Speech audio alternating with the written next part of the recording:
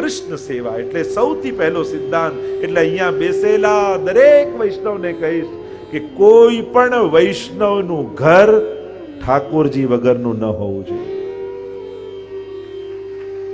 લગભગ આપણા અમદાવાદમાં તો પૂજ્ય પિતૃચરણની એવી કૃપા થઈ છે કે કોઈ ઘર ઠાકોરજી વગરનું નહીં હોય.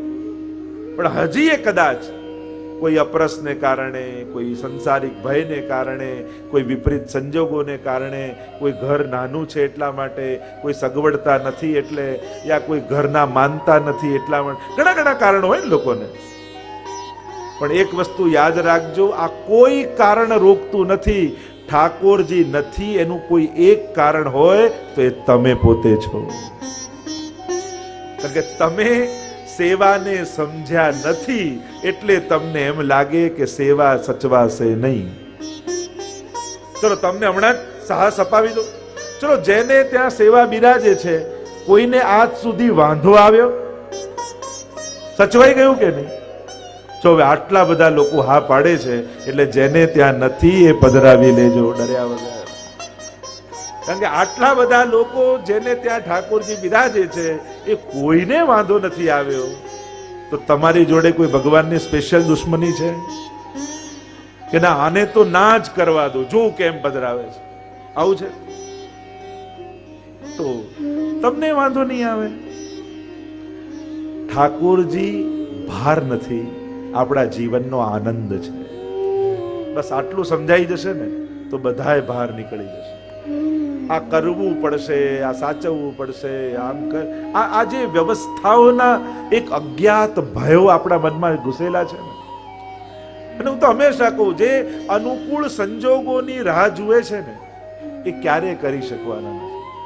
પણ હા, નિશ્ચિત વાત એ છે, જે કરવા લાગશે ઠાકોરજી એને બધુંય અનુકૂળ કરી આપશે. નહીં તો સેવા પધરાવાનું કહો ને પહેલી વાત શું યાદ આવે? પણ સૂતક લાગશે તો પહેલું જ કોઈને ગુજરી જવાનું યાદ આવે. આપણે ઠાકોરજી પધરાવાનું કે ગુજરી જવાનું પહેલા યાદ આવે. તો કોઈને વાંધો નથી આવ્યો તો તમને નહીં આવે. પ્રભુ જ સાચવી લેતા હોય છે. શેઠ પુરુષોત્તમદાસની વાર્તામાં તો જો, એટલે ગોપાલદાસને એમ થયું કે મારા બાપુજી ગરડા થઈ ગયા, લાવ હું સેવામાં જાઉં. અને અપરસ કરીને ગયા ને જુએ તો શેઠ પુરુષોત્તમદાસ 18 વર્ષના યુવાન દેખાય. અત્યારે ભાવ પ્રકાશમાં હરિરાયજી લખ્યું, શું ગોપાલદાસ એમ માને છે કે યુવાનીથી સેવા થાય, ગોપાલદાસ એમ માને છે કે મોટા ઘરથી સેવા થાય, કોઈ એમ માને કે ધનથી સેવા થાય, કોઈ એમ માને કે સગવડતાથી સેવા થાય, કોઈ એમ માને કે અનુકૂળતાથી સેવા થાય. ના, આ બધું તો ઘણાના ઘરમાં છે, છતાંય સેવા નથી થતી, વિચાર પણ નથી આવતો. અરે સેવા તો એ જ કરી શકે છે જેના હાથે ઠાકોરજી સેવા લેવા માંગતા હોય. આ અનુકૂળતાઓ સેવાનું પ્રમાણ નથી.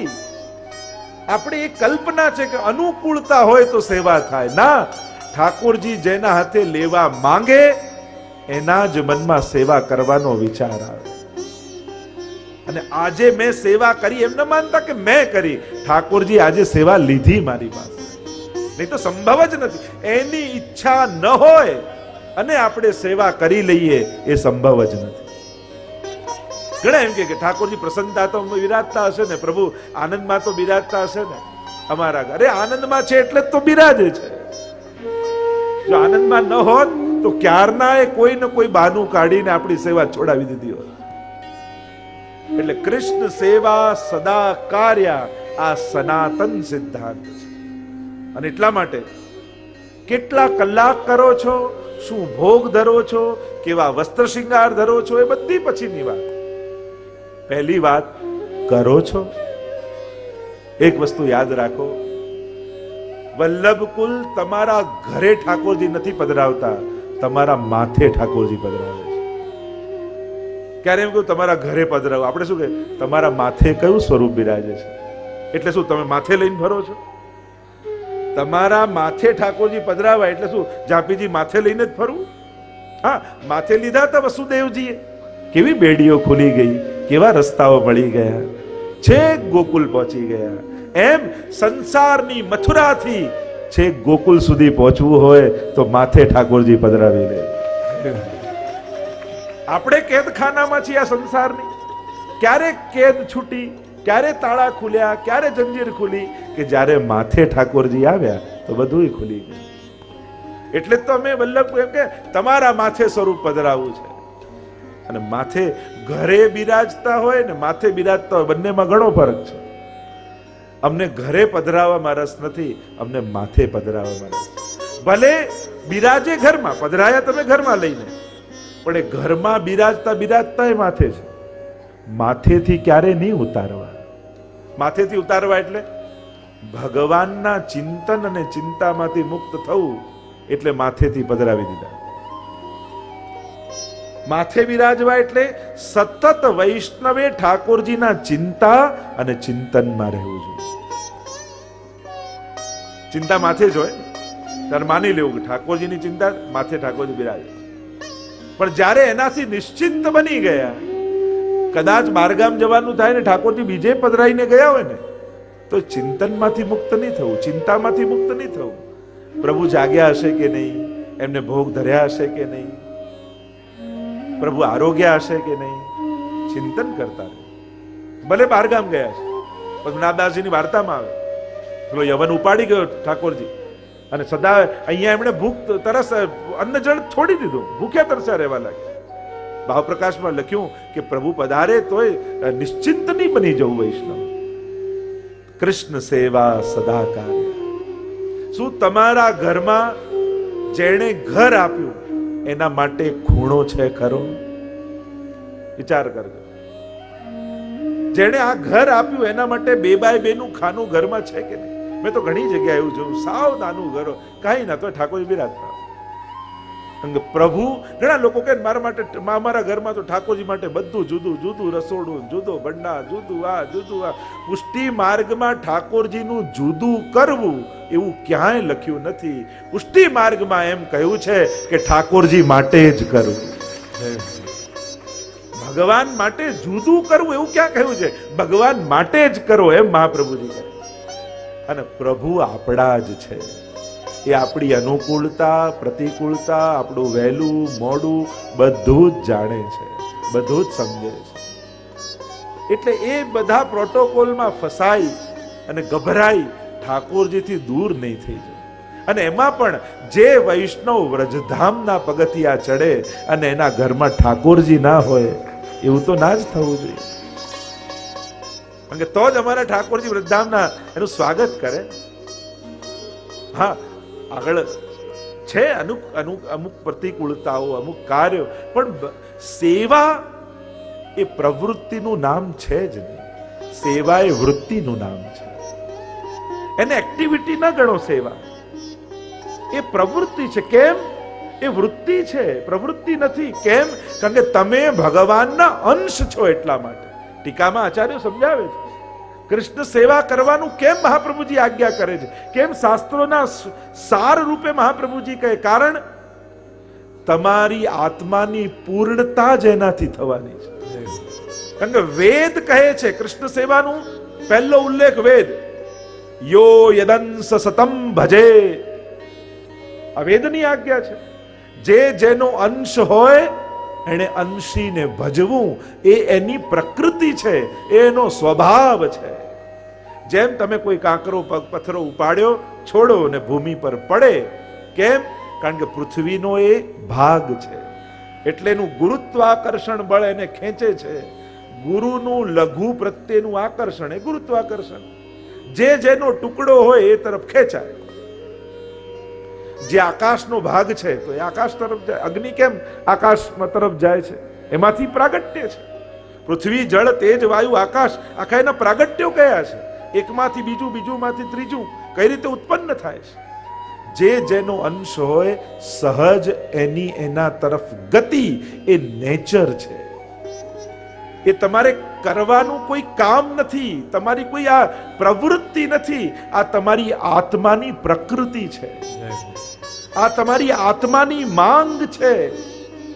અને જ્યાં સુધી આત્માનો અવાજ નથી સંભળાતો, કારણ કે જેને મનનો અવાજ સંભળાય તો મનનું કામ જેની પાસે પૂરું થતું હોય એ એની સેવામાં લાગી જાય, એ એનો આશ્રયમાં જતો રહે, એ એનો ગુલામ થઈ જાય.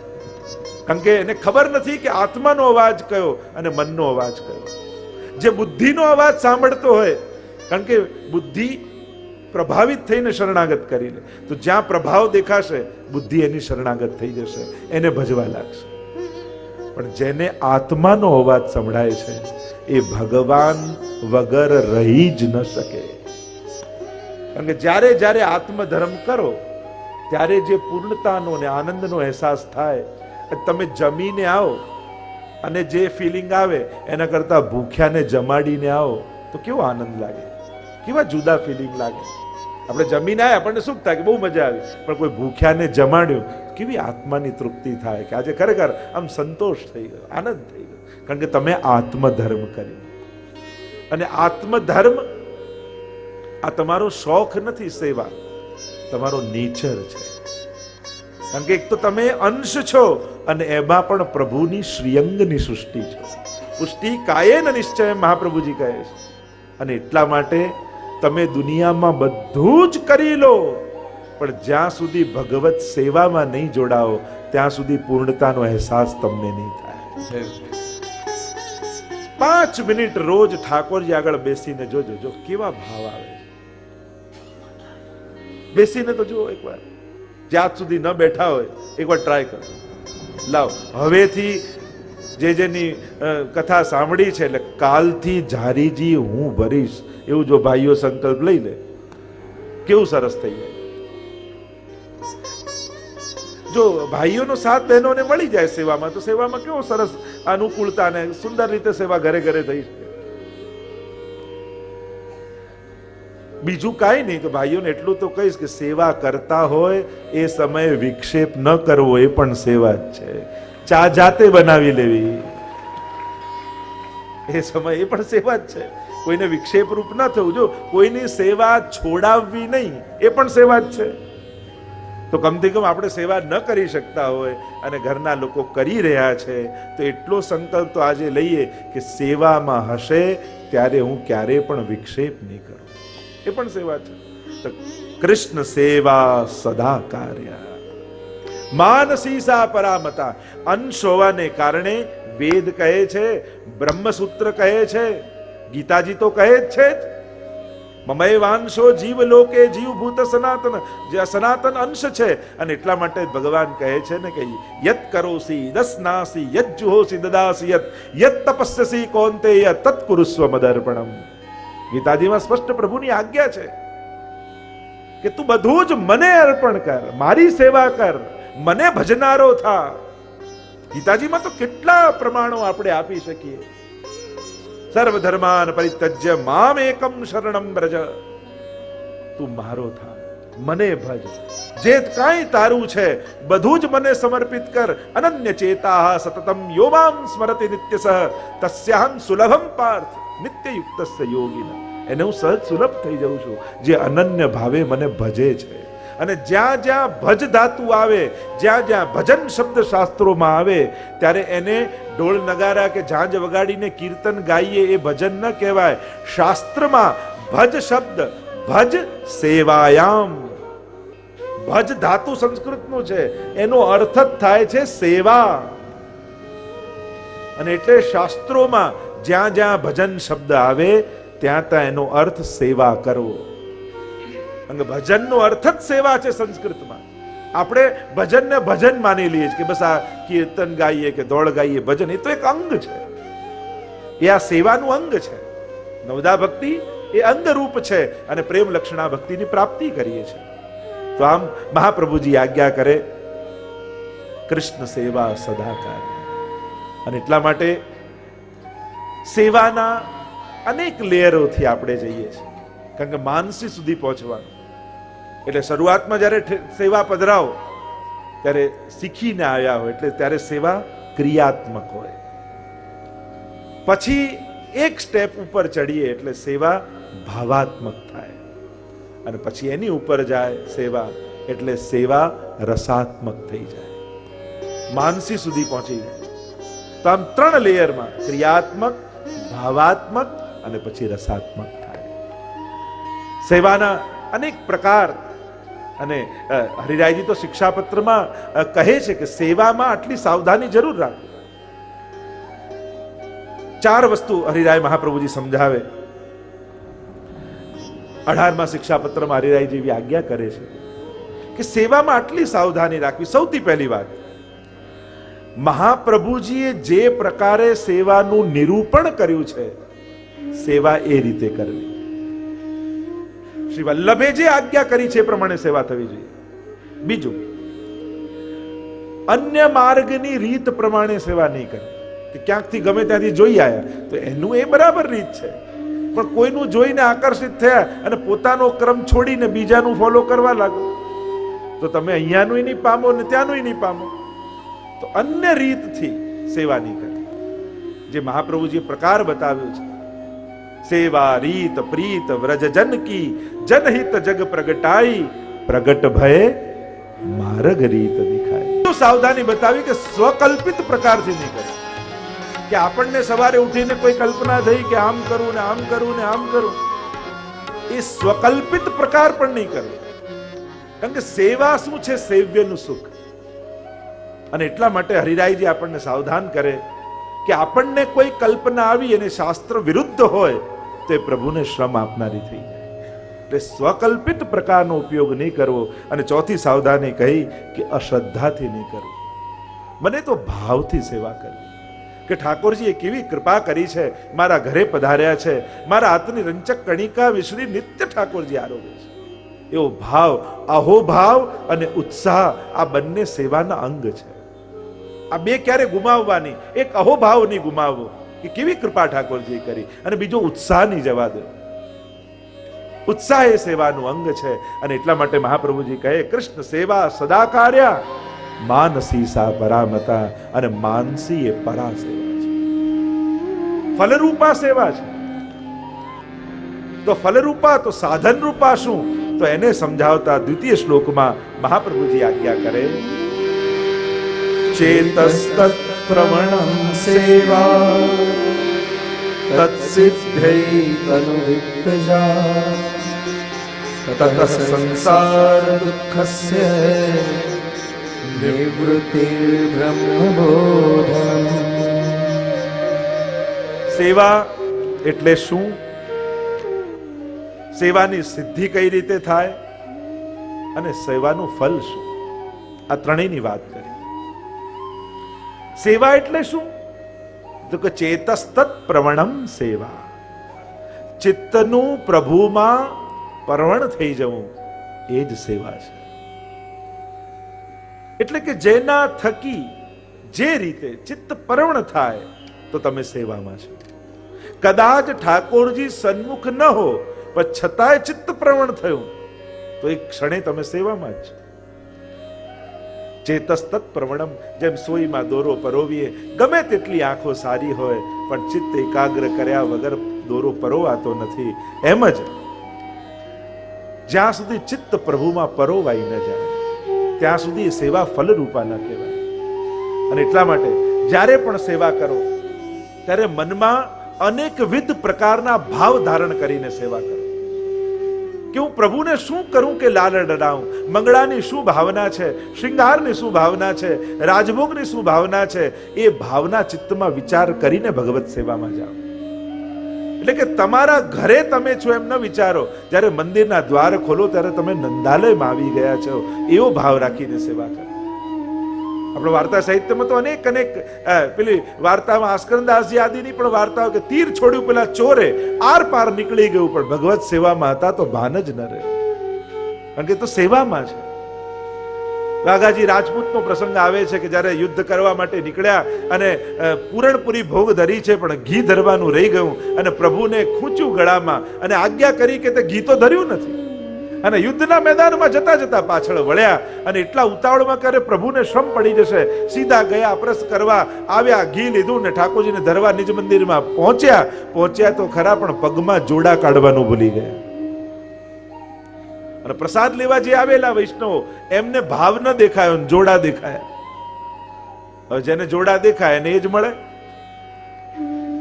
થયું કે લો આટલા મોટા વૈષ્ણવ બને છે અને ગુસાઈજી પણ જેની પ્રશંસા કરે છે, આટલું તો ભાન રાખતા નથી કે જોડા પહેરીને ન જવાય. પ્રસાદ લીધા વગર જતા રહ્યા અને એ દિવસે એ વૈષ્ણવે પણ પ્રસાદ ન લીધો. કારણ કે વૈષ્ણવ પ્રસાદ લીધા વગર ઘરેથી જાય તો મારાથી કેમ લેવાય? અને ત્યારે ઠાકોરજી આજ્ઞા કરી. ગુસાઈજીએ પછી વૈષ્ણવને કહ્યું કે અરે એ વૈષ્ણવનો ભાવ તમે ન જોયો ને જોડા જોયા, જાઓ મારી આજ્ઞા છે કે એના ઘરે પ્રસાદ લઈને આવો. આ ભાવ ચેતસ તત્ પ્રમણમ સેવા. એટલે સસુર અને વહુનો પ્રસંગ આવે છે ને કે જોડા લેવા મનથી એમ થયું સેવા કરતા કરતા કે આ જોડા સીવા મોચીને આપ્યા છે ને હજી પાછા નથી આપ્યા. અને વહુ બહાર બુહારી કરતી હતી ને આવ્યા મહેમાન, પૂછ્યું કે શેઠજી ઘરમાં છે કે ના ના એ તો જોડા લેવા મોચીની દુકાને ગયા છે. અને પેલા બૂમ પાડતા પડતા અંદરથી બહાર આવ્યા, અરે સેવામાં બેઠો છું ના કેમ કે છે. ક્ષમા કરજો, બેઠા તો ઠાકોરજી સામે હતા પણ મન તો મોચીની દુકાને જ હતું. આવા અનેકવિધ પ્રસંગો વાર્તા સાહિત્યમાં તો અનેક પ્રસંગો આપણે ત્યાં છે. ગુસાઈજીના ચરિત્રનો એવો પ્રસંગ આવે છે કે એકવાર યમુનાજીના કિનારે ગુસાઈજી ઠાડા છે અને ગોકુલનાથજી ને ગિરધરજી ને બધા ઘનશ્યામલાલજી બધા લાલજી સાથે ઉભા છે. એટલામાં યમુનાજી પણ તરતું તરતું એક ઢાકનું એક ખાખરાનું પત્તું તણાતું ગુસાઈજીએ જોયું. હતું પીપળનું પત્તું, પણ ગુસાઈજી તુરંત બોલ્યા કે દેખો બાવા ઢાક કો પતવા આ રહ્યો હે. બધા લાલજીએ જોયું કે આ તો પીપળનું પત્તું છે, કેમ ઢાકનું પત્તું કેમ કે છે કે શ્યામ ઢાકનું પત્તું આવે છે, ઝાડનું ખાખરાનું પત્તું આવે છે. ત્યારે ગોકુલનાથજીએ કહ્યું જેમ કાકાજી આજ્ઞા કરે છે ને એમ જ કહો કે હા ઢાકો પતવા આ રહ્યો. તો કે આવું કેમ કાકાજીએ કહ્યું? ત્યારે ગોકુલનાથજીએ કહ્યું કે જ્યારે ગુસાઈજી યમુનાજીના કિનારે ઉઠાડા હતા ત્યારે એમનું ચિત્ત છાક લીલામાં હતું કે ઠાકોરજી શ્યામ ઢાક પર છાક લીલા કરી રહ્યા છે, શ્યામ ઢાકના પત્તા તોડી તોડી દૂના બનાવી રહ્યા છે, સખાઓને વાટી રહ્યા છે અને એમનું ચિત્ત એ લીલામાં હતું એટલે પીપળનું પત્તું પણ એમને શ્યામ ઢાકનું પત્તું દેખાય. ચેતસ્તત પ્રવણમ સેવા. આ ચિત્તનું પરવણ એ જ સેવા છે અને માનસી સેવા એ પરમ ફલ રૂપા છે કે જ્યારે અખંડ રૂપે મન ભગવત સેવામાં લાગી જાય એ માનસી સેવા. અને એવી માનસીના દાન પણ ગુસાઈજીએ તો પેલા કરપણ જે કંજૂસ શેઠ હતા એને પણ પેલું ખાંડ વધારે પડી ગઈ ને હાથ નાખ્યો માનસીમાં. એવા કેવા કેટલા ભગવદીઓના ચરિત્રો આવે છે કે જેને એવી કૃપા મહાપ્રભુજીને ગુસાઈજીએ કરી કે સીધી માનસી એમને સિદ્ધ થઈ. આપણે આંખો બંધ કરીને ઘરે બેસીને કરીએ ને એ સેવાની ભાવના કરી કહેવાય, એને માનસી સેવા ન કહેવાય. માનસી કરાય નહીં, એ તો ત્યાં પહોંચાય, એ તો અવસ્થા છે. માનસી સા પરામતા, એ તો તનુ વિત્તજા કરતા કરતા માનસીની સિદ્ધિ થાય, ફલરૂપા છે. એનો પ્રયાસ ન હોય એની તો પ્રાપ્તિ હોય. માનસી કરવાનો પ્રયાસ ન થાય. હમણાં આપણે તનુ વિત્તજાથી જે સેવા કરીએ છીએ એટલે અહીંયા કહ્યું તત્સિદ્ધે તનુ વિત્તજા.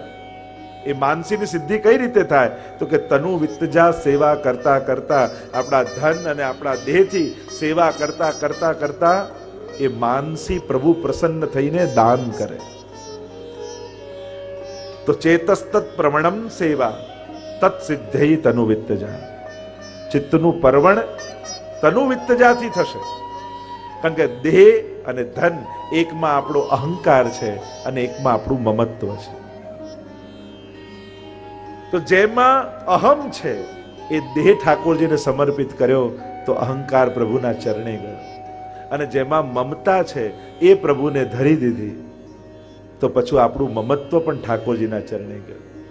અને આમ અહમતા અને મમતા ઠાકોરજીના ચરણે લાગે તેનાથી એની સિદ્ધિ તનુ વિત્તજાથી થાય. આ દેહ અને ધન બંને ઠાકોરજીમાં લગાડી અને તનુ વિત્તજા દ્વારા માનસીની સિદ્ધિ થાય. તો કે આ સેવા કરવાથી મળશે શું, એનું ફળ શું? તો કે તતઃ સંસાર દુઃખસ્ય નિવૃત્તિ બ્રહ્મ બોધન. મહાપ્રભુજી એનું ફળ કહે છે કે તતઃ સંસાર દુઃખસ્ય નિવૃત્તિ. સંસારના સમસ્ત દુઃખોની નિવૃત્તિ થઈ જશે અને બ્રહ્મનું બોધન થશે, એ પરબ્રહ્મના સ્વરૂપનું. કારણ કે કોઈના વિશે કોઈનો બાયોડેટા વાંચીએ તો એનો પરિચય ન થાય, પણ થોડા દિવસ એની જોડે રહો ને તો ખબર પડે કેવો છે. એમ જ મહાપ્રભુજી કહે કેવલ શાસ્ત્રોમાં ભગવાન વિશે વાંચીને ભગવાનનું બોધ નહીં થાય, પણ એને માથે પધરાવી એની જોડે રહેવા લાગો તો બ્રહ્મ બોધનમ આપમેળે થઈ જશે. એ જ, કારણ કે સોહી જાનત જેહુ જનાઈ અને તુમ હી જાનત તુમ હી હોઈ જાય. તુલસીદાસજીએ પણ કહ્યું ને કે જે કોણ ભગવાનને જાણી શકે? જેને ભગવાન જણાવવા માંગે. એટલે પ્રભુની સાથે સેવામાં રહેતા રહેતા બે વસ્તુ થશે. સંસારના સમસ્ત દુઃખો સમાપ્ત થઈ જશે, કારણ કે દુઃખ હરતા ભગવાન જ છે. જ્યારે પણ જીવનમાં દુઃખ આવે તો સંસારમાં દુઃખી થયેલા લોકો પાસે ન જતા, કારણ કે એ લોકોમાં મદદ કરવાનું સામર્થ્ય છે, દુઃખ દૂર કરવાનું સામર્થ્ય એમનામાં નથી. તમે ગમે તેટલો સંસારનો સમર્થ વ્યક્તિ હોય, એ તમને મદદ કરી શકશે, દુઃખ દૂર કરવાની ગેરંટી નહીં આપી શકે. દુઃખ હરતા કેવલ ને કેવલ ભગવાન છે. અને એટલે હું તો ઘણી વાર કહું કે અન્યાશ્રય કરતા સકામ ભક્તિ લાખ દરજે સારી. માંગ્યા વગર નથી રહેવાતું તો ભગવાન પાસે માંગો, પણ ગમે ત્યાં હાથ ફેલાવવા ન જતા. કારણ કે તમે ભગવાનને સમર્પિત થયા છો અને ભગવાનને શરણાગત થયા પછી, પ્રભુની કંઠી બાંધ્યા પછી ગમે ત્યાં હાથ ફેલાવે તો ભગવાનનું અપમાન થાય. અને એટલા માટે માંગવું જ છે તો પ્રભુ પાસે. તો તત સંસાર દુઃખસ્ય નિવૃત્તિ બ્રહ્મ બોધનમ. સમસ્ત સંસારના દુઃખોની નિવૃત્તિ થઈ જશે, કારણ કે જેના માથે ભગવાન બિરાજે, જ્યાં સૂર્યનો ઉદય થયો હોય ત્યાં અંધકાર ક્યાં રહી શકવાનો? આપણે જેમ કે ભગવાન દુઃખ આપે તો સહન કરી લો. અરે ભગવાન ક્યારેય કોઈને દુઃખ આપી જ નથી શકતા, કારણ કે એની પાસે દુઃખ છે જ નહીં. દુઃખ હોય તો આપે ને, કારણ કે ભગવાનનો અભાવ એનું નામ જ દુઃખ છે. અને દુઃખ દૂર કરવા ભગવાનને જેમ સૂરજ ઉગે અને કમળ ખીલે, તો કે સૂરજે હાથ લાંબો કરીને એક એક પાંખુડીઓ ખીલવવાનું ન હોય, પણ એનું અસ્તિત્વ જ કમળને ખીલવી દે. એમ ભગવાનના અસ્તિત્વનો સ્વીકાર જ દુઃખનો નાશ કરી દે છે.